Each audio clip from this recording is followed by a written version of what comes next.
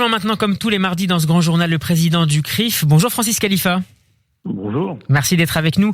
Francis Khalifa, quelle lecture faites-vous des résultats du premier tour des régionales qui ont eu lieu dimanche et qui ont été marqués à la fois par le reflux un peu inespéré du Rassemblement national, mais aussi par une forte abstention?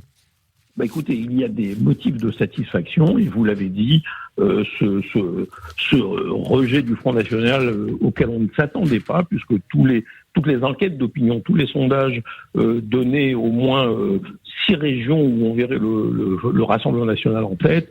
Cela ne s'est pas produit. Un autre motif de satisfaction, c'est de voir que finalement on fera barrage au Rassemblement National en PACA, puisque la liste de gauche s'est retirée et qu'on va assister à un duel entre les Républicains, la liste qui est menée par M. Muselier et le Rassemblement National. Et par contre, des motifs d'inquiétude, de déception également, parce que ces alliances contre nature qui sont faites entre la gauche et l'extrême gauche nous déçoivent terriblement, et on ne peut pas comprendre aujourd'hui que l'on prenne le risque, et notamment en Île-de-France et en Val-de-Loire également, mais en Île-de-France plus particulièrement, qu'on prenne le risque d'avoir une région qui puisse être donc vous regrettez que Julien Bayou, que Audrey Pulvar plus précisément, et la candidate de la France Insoumise, dont le nom m'échappe à l'instant,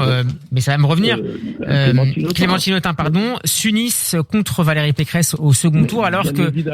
Bien évidemment, c'est vraiment une alliance contre nature, parce que on voit bien qu'on sait ce qu'est la France Insoumise, on sait combien la France Insoumise elle-même s'est mise hors du champ républicain, et je ne peux pas comprendre qu'un parti comme le Parti Socialiste puisse s'unir avec la France Insoumise.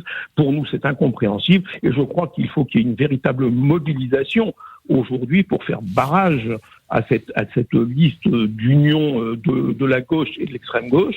Et donc plus seulement barrage à l'extrême droite de manière générale, mais aussi à ce type d'alliance, Francis Khalifa. Vous savez, j'ai la même réaction, et j'aurais eu la même réaction, et je crois que cette réaction aurait été complètement généralisée si on avait vu des candidats de droite s'allier avec des candidats d'extrême droite. Donc je crois que au même mot, les mêmes remèdes, on ne peut pas accepter aujourd'hui qu'il y ait des alliances entre la gauche républicaine, la gauche qui est une gauche de gouvernement, et l'extrême gauche qui s'est mise elle-même en marge du débat républicain. Et je crois qu'il faut, en Île-de-France précisément, faire un barrage et ne pas prendre le risque que la région tombe entre les mains de l'extrême gauche.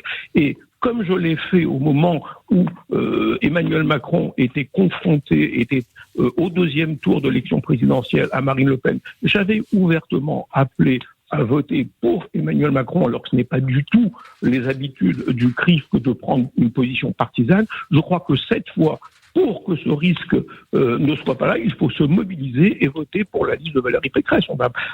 Aujourd'hui, en Île-de-France, il n'y a pas d'autre choix, parce que c'est la seule qui peut faire barrage aujourd'hui à l'extrême gauche à la tête de la région. Merci beaucoup Francis Khalifa d'avoir été avec nous cet après-midi. Je rappelle que vous êtes le président du CRIF. À mardi prochain.